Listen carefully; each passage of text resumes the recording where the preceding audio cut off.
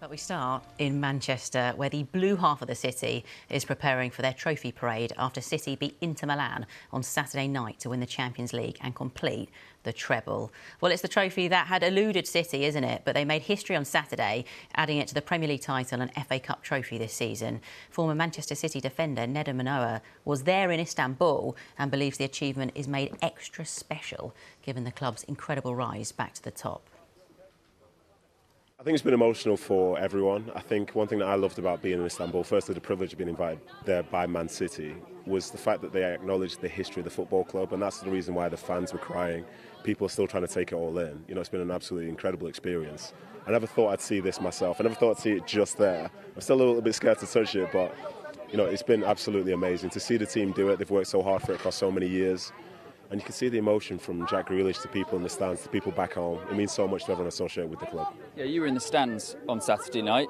Was there any point during that game you thought, oh, this is tense, we might not do this? I think it was after the ref blew his first whistle, all the way until he blew it to end the game.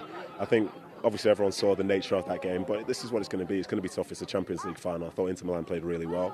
For City, they found a way to do it. It was stressful. You thought it was stressful before they scored. Then all of a sudden they score and all you see is the clock and you're thinking, please end this game, please end this game. But then that sense of relief when they finally do it. I think, you know, I always believed they could win a Champions League. I never thought I'd be seeing three of them in the same season. But it's a very historic game, historic season. And I think it's one that lots of us will talk about for the rest of our lives. Well, Manchester City tweeted this video of their players enjoying their success on the way back from Istanbul. And the celebrations will go on long into the night again this evening. I think they've gone as hard as they needed to. I think the fact that it was a late kick-off in Istanbul kind of led to people just continuing their night, as you saw with Jack Grealish staying in his kit for as long as he did. But for me, you know, it's deserved. All those players understand, like that was them winning their first Champions League, but then also winning it alongside two others to make it as historic as it has been. So they rightly did party, and I think they're going to party again. And I don't know if they're going to be like me, but it's still, in some ways, it still doesn't feel real. Like that did happen, and I guess they'll find the true sort of gravity of it maybe in a few days' time when they can sort of not be too drunk and be able to be sober enough to reflect on what an historic season it has been. Right, let's go back live to Manchester now and join our reporter Anton Toloui as we build up to another day of celebration. Anton, good to see you again. First of all, just talk us through the plans for the victory parade. Yeah, Emma, as you've been saying, they partied hard in Istanbul, didn't they? They partied hard on the plane. Today, the party goes into day 3, but today they get to do it in front of all the home fans in central Manchester. So about 6:30 tonight, the players will get on the bus just south of Deansgate. The bus will then go all the way up Deansgate, then head east slightly towards the Arndale Centre and then loop back all the way around towards Oxford Street, which is where there will be a huge stage set-up, presentation, music, DJs, the works, as City go out to celebrate in style. And look, we've seen City parades before. They've been quite lively. Since Jack Grealish got here, they've been even more lively. So expect their players to let their guard down, have a little bit of fun tonight, and we're hoping we can bring you all the best bits a little bit later, live on Sky Sports. Yeah, surely Grealish will be take centre stage again. That's the only option, isn't it? You're at yes, you're at this new sports facility which opened today in Manchester. The 3 trophies on display there. Tell us a little bit about that. Yeah, the club could have They could have taken the Champions League trophy, put it in the boardroom, put it away in a trophy cabinet.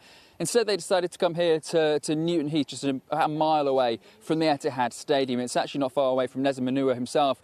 Grew up at the opening of a new community little play zone here, and they had kids from the local community kicking the ball around. Surprised them, actually. They had no idea the trophy was going to be here. So it was really nice to see the kids and the impact that has, I suppose, on the kids, to see them get so excited to see those 3 bright, shiny trophies. In fact, we're all pretty excited to see those bright, shiny trophies, to be brutally honest. We're all football geeks, aren't we?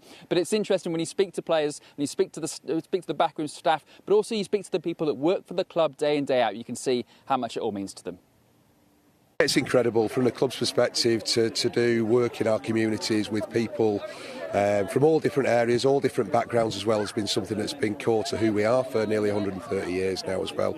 Today, coming back after the Champions League successes at the weekend, after such a great season on the pitch, to bring the trophies out, to share them with local school children at the opening of an incredible new facility here in Newton Heath again, just demonstrates what we're all about as a football club and what we need to continue to keep building on. You see what it means to these kids when they saw that trophy today.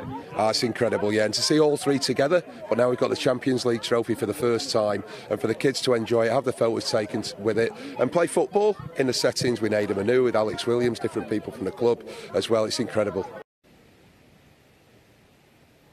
So expect singing, expect dancing, expect celebrating tonight. But let me hit you with 3 little bits of brutal doses of realism, shall we? First off, look out for Kevin De Bruyne. Obviously, we know he tore his hamstring in that Champions League final, so it'll be interesting to see how mobile he is tonight, because all City fans want him back for when the Premier League season starts again in August. Obviously, also, the captain, İlkay Gündoğan, who will have his hands on all 3 trophies tonight. Will it be the last time we see İlkay Gündoğan wearing some kind of City kit, because he's out of contract, isn't he, at the end of the month? And thirdly, wear sunscreen. It's flipping hot, and you do not want to see too many bald, burnt people walking around Manchester today. I really hope you put some on your head. That's all I can say. Anton, thank you. I certainly have, Emma. Certainly have. Wow, it is hot out there. Manchester City fans getting pretty used to these parades now, aren't they, following their incredible run of success in recent years? Well, thousands of supporters lined the streets to see the champions a year ago, and on that occasion, Jack Grealish stole the show. In person, I want to thank is Bernardo Silva for coming off in the 70th minute, because he was miles off it. We had to take him off the pitch as soon as possible. You know, he plays against a lot of wingers every week from everywhere. But who did actually beat you in 1v1, Kyle?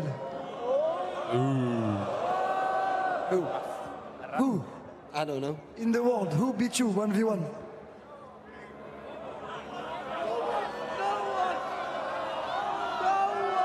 Mbappe? Neymar? Me when I was at Villa. Jack? Me when I was at Aston Villa, that's why Pep signed me. Oh, gosh. Winning the treble is a far cry, isn't it, from where Manchester City were nearly 25 years ago, when they were struggling in the Football League. And City fan and podcaster Stephen Mcinerney believes that's what makes this season even more memorable for supporters.